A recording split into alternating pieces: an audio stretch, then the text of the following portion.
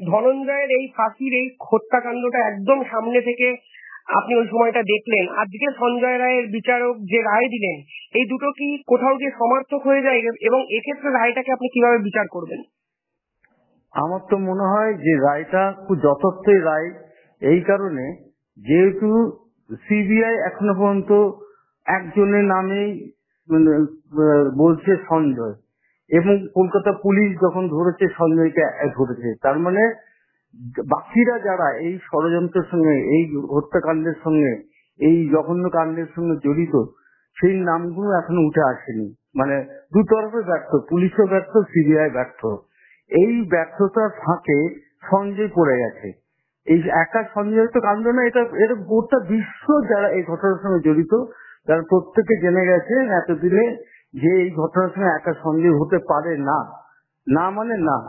সেই জায়গায় দাঁড়িয়ে সঞ্জয়কে আজকে বিচারক যে রায় দিয়েছিল, আমি তো মনে করি এটা অসাধারণ একটা রায়।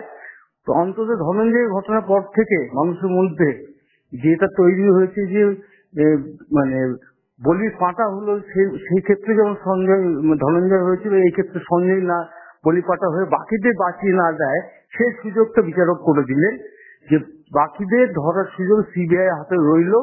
সঞ্জয়কে বাঁচিয়ে রাখা মানে শাস্তি তো পাবে সে, আর যাবজ্জীবন কারাদণ্ড মানে শাস্তি সে পাবে, কিন্তু পাশাপাশি তাকে বাঁচিয়ে রেখে সে যেটা বলছে যে মধ্যে খুব চক্রান্ত ষড়যন্ত্র রয়েছে তাকে ফাঁসানোর মধ্যে, সেটা অন্তত বেরিয়ে আসার সুযোগ পাবে এবং অনেক সময় পাওয়া যাবে আগামী দিনে। আমার বিশ্বাস যে সঞ্জয় প্রকৃত ঘটনা তুলে ধরবে, তার ফলে প্রকৃত দোষীরা, অন্তত 90% দোষী, তাদের মুখোশ খুলে যাবে। সুতরাং এই রায়টা আমি খুব স্বাগত জানাচ্ছি। সাংবাদিক হিসাবে, একজন সমাজকর্মী হিসাবে আমি মনে করি যে এরকম রায় অন্তত দৃষ্টান্তমূলক হয়ে থাক, যে ফাঁসি দেওয়া মানে তাকে শেষ করে দেওয়া। আমি ফাঁসি বিরোধী বা এই প্রসঙ্গে যাচ্ছি না। ফাঁসি দিলে তার থেকে তথ্য পাওয়া যেত না, তার থেকে তথ্য পাওয়ার সুযোগ অন্তত রইল, আগামী দিনে প্রকৃত দোষীদের খুঁজে বের করার সুযোগ রইল। এটা অনেক বেশি একটা কার্যকর সিদ্ধান্ত বিচারকের। এখানে বিচারপতি আজকে বলেছেন এই সম্পূর্ণ ঘটনা রেয়ারেস্ট অফ রেয়ার নয়।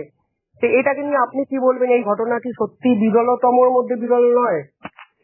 না, কেন বলছি, এটা এই জঘন্য কাণ্ড সব কিছু কিন্তু বিরলতম ঘটনা।